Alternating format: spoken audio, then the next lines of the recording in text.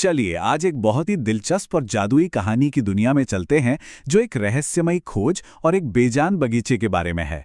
तो कहानी की शुरुआत होती है एक बहुत ही खूबसूरत बगीचे से।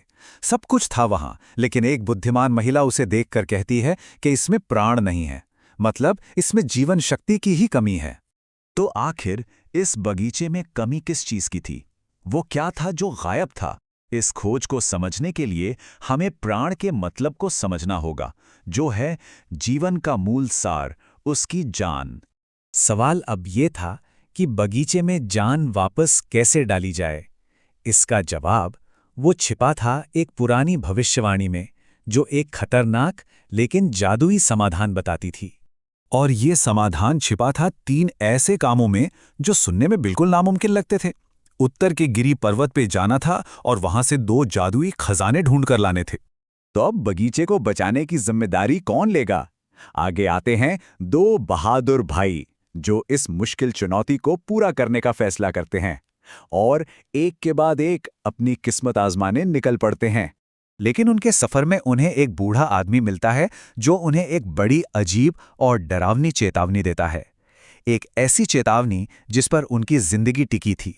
और ये चेतावनी ये कोई मामूली चेतावनी नहीं थी। यहाँ परीक्षा ताकत की नहीं थी, बल्कि ध्यान और हिम्मत की थी। भयानक अनसुनी आवाजों के बीच बिना डरे, बिना पीछे मुड़े आगे बढ़ते रहने की। पहला भाई पूरे जोश से निकलता है, लेकिन वो चेतावनी वो उस पर भारी पड़ जाती है। पीछे घर पर उसकी निशानी के तौर पर रखी तलवार में जंग लग जाती है, जो एक बहुत बुरा संकेत था। फिर दूसरा भाई कोशिश करता है, पर उसकी निशानी एक धागे में गांठ पड़ जाती है, मतलब दोनों ही नाकाम हो चुके थे। और बस उस पहाड़ ने दोनों को निगल लिया। अपनी एक गलती की वजह से वो दोनों पत्थर बन चुके थे। अब जब दोनों भाई नाकाम हो गए और उनकी असफलता के संकेत घर पहुंच गए, तो उनकी सबसे छोटी बहन ने हिम्मत दिखाई। उसने फैसला किया कि अब वो खुद इस खतरनाक सफर पर जाएगी। और यहीं पर कहानी में एक बहुत बड़ा मोड़ आता है। जरा देखिए दोनों के मकसद में कितना फर्क था। भाई गए थे जादुई चीजों के लिए, लेकिन बहन जा रही थी अपने भाइयों को बचाने के लिए। रास्ते में उसे फिर वही बूढ़ा आदमी मिलता है और वो एक नज़र में ही समझ जाता है कि ये लड़की किसी खजाने के लालच में नहीं, बल्कि अपने भाइयों के प्यार के लिए आई है, और इसीलिए वो उसकी मदद करने का फैसला करता है।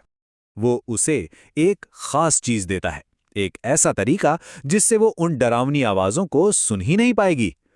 वही आवाजें जिनके कारण उसके भाई पत्थर बन गए थे।